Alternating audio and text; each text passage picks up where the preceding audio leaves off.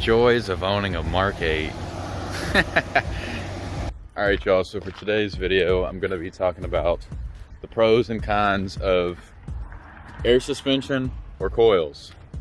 So, funny story, my Mark 8 hasn't ran in give or take 3 weeks. Well, I just started it up, but before that, it was about 3 weeks.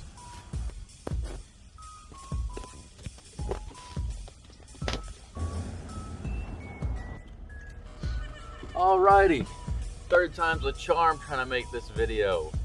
Man, I've been wanting to make this video for the past month, to be honest. I would have had this video out a month ago, but my car actually caught on fire. Yeah.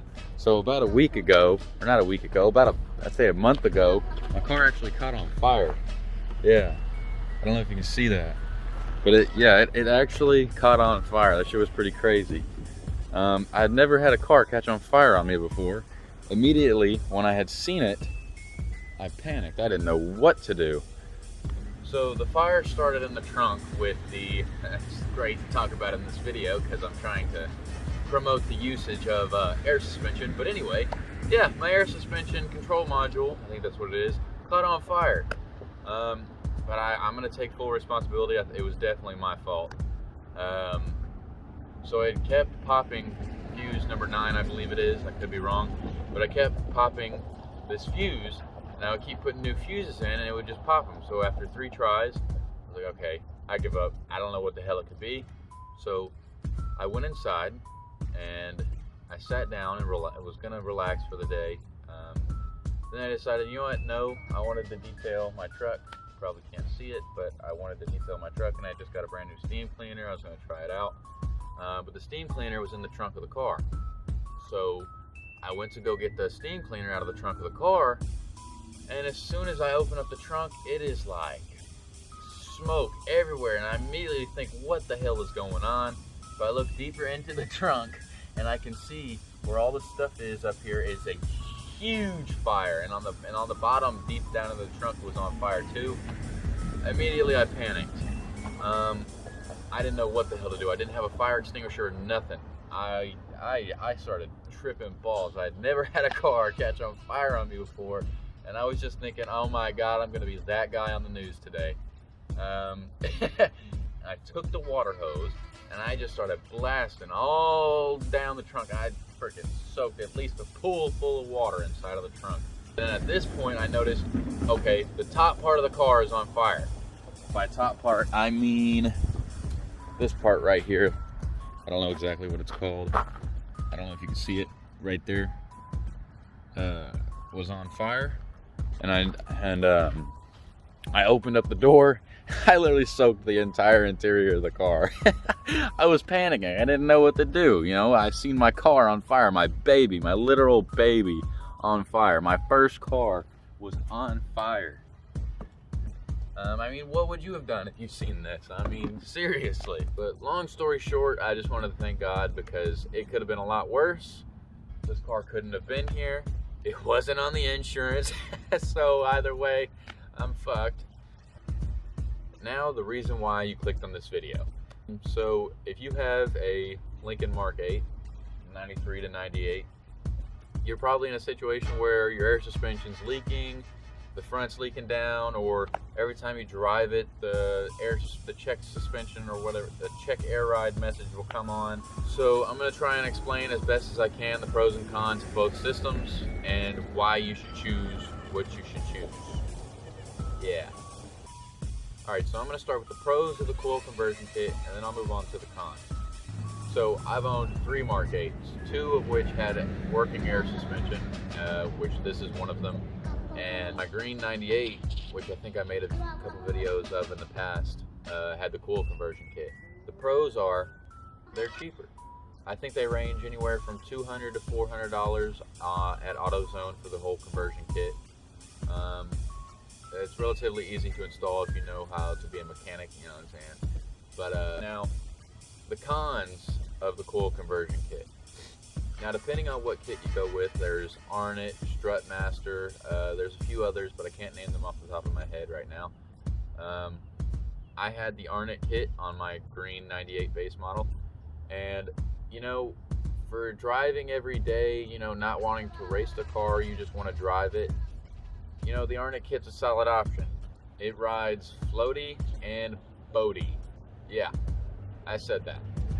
Now, what I mean by that is, you know, it's nice and smooth over the bumps, but it's real floaty. I mean, you do hit a bump, it's whoa, whoa, whoa, you know what I mean?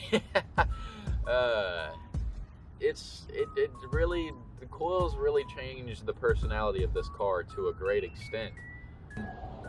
So if you're looking to swap the coils for a performance aspect, I would not go with Arctic. It's just, I mean, around turns, it is really like, wow, like, oh my God, you know, turns, it is super floaty. You know, the car will handle like a complete boat, you know, like an actual land yacht, which takes away one of the great characteristics of this car. Now, in my opinion, coils or bags, my opinion, I would stay with the bags, and I'll explain why. So, with bags, I find that this car is great in all areas.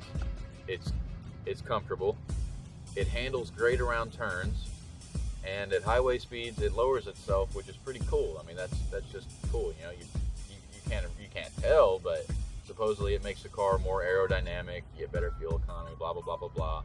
I just think it's cooler, you know.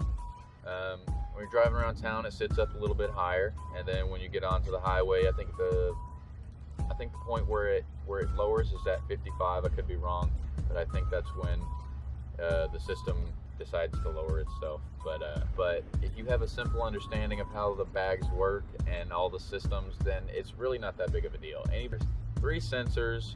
There's solenoids. There's the pump. There's I think a couple lines that run between.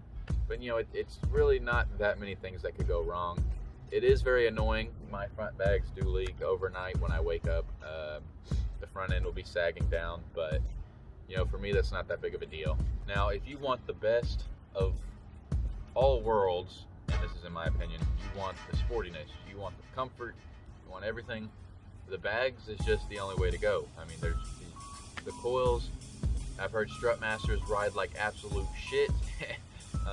That's just what I've heard from multiple people, not just a single person. Multiple people have told me it will absolutely make this car ride like a brick going down the road, or in other words, a Thunderbird. But so the pros and cons of air suspension. Now the pros. In my opinion, bags ride the best. Just hands down, there is no argument. In my opinion, the bags will ride better than any coil conversion kit. There's not even a question. They will handle better. Now I'm just speaking from, I've only had the Arctic kit, so strut masters or any other kits I can't speak for, so I don't know, but it will ride better, it will perform better, it will feel better around turns. I mean, bags, this car feels nimble. It feels like a luxury sports car, like it was intended, you know, a luxury sports coupe. And I feel like coils really take that aspect of the car away. Coils really just turn it into a luxury coupe and take the whole sport aspect out of it and makes the car ride like a brick or too floaty. Depending on the kit, you know, it'll either ride super floaty and smooth and boaty around turns, or it'll ride like an absolute brick. So you just have to take that into consideration when you want to pick the two.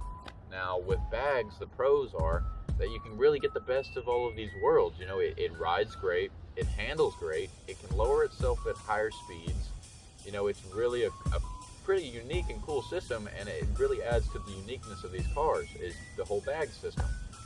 I feel like when you add coils to these things, you know, you're basically driving a Thunderbird with a 4-valve. And if you want to hate on that, go ahead and leave it in the comments. I'll probably ignore it. Now, the cons of the air suspension system. Oh my gosh, it can be so annoying at times. You know, if you don't have a simple understanding of how it works, or if you don't have that fancy thing that you can plug in and it tells you, you know, what's wrong with it, it can be annoying. Now, an easy way to tell if there's a leak on the bag is you spray some water on it while it's sitting on the ground. see if there's any leaks coming from it, and air bubbles will show. I mean, that's just how it works. But yeah, it can be super. The biggest con is it can be a pain in the ass sometimes trying to pinpoint a leak. You know, is it the solenoid? Is it the bag? Is it the lines? You know, your pump could fail and it won't air up. You know, it can be really, really annoying, and it can really piss you off. You know, I know it has pissed me off at times, but you know, it's the joys of owning a Mark 8. You know, these cars are unique, and coils they take away from that uniqueness of the car. More cons of the air suspension system is they're way more expensive to fix. Now, if you know how to work on these cars, then hey, it's okay. But I think front bags go anywhere from $300 to $350 each. That's for Arnott bags. Now, Motorcraft, oh my God, good luck even finding them. But I think those are a lot more expensive. But to replace and do a complete overhaul of the entire air suspension system is more expensive than the car is even worth. I think I've seen the entire kit's anywhere from $2,000 to $2,500. Now for a Motorcraft set, I think that's anywhere from $2,000 to $3,000. That's just what I've seen on eBay and all the websites when I was doing research. But yeah, if you've got money to spend, keep the air suspension system. If you don't want to worry about anything, you just want to get in the car, not have to worry about leaks, the check air ride message that will pop up on the screen, then go with coils. If you love your Mark 8, keep the airbags. If you don't give a shit about your Mark 8, get the coils. And that's just the best way that I can put it personally. If I left out any other pros and cons, please drop them in the comments. So yeah, that's going to wrap it up for today's video. If you were to ask me, I'm going to tell you, keep the air suspension. For one, another pro of the air suspension is that your car is going to be worth more. Now, at least from what I've seen, Mark 8s with the air suspension system just tend to sell for more money. You know, I think one with air suspension in good condition will go from $3,000 to $5,000. You know, it all depends. These cars can be anywhere from $500 to $30,000. It all just depends on condition, mileage, wear and tear, coils, air. Yeah, that's going to wrap it up for today's video. Thank y'all for watching, and peace out.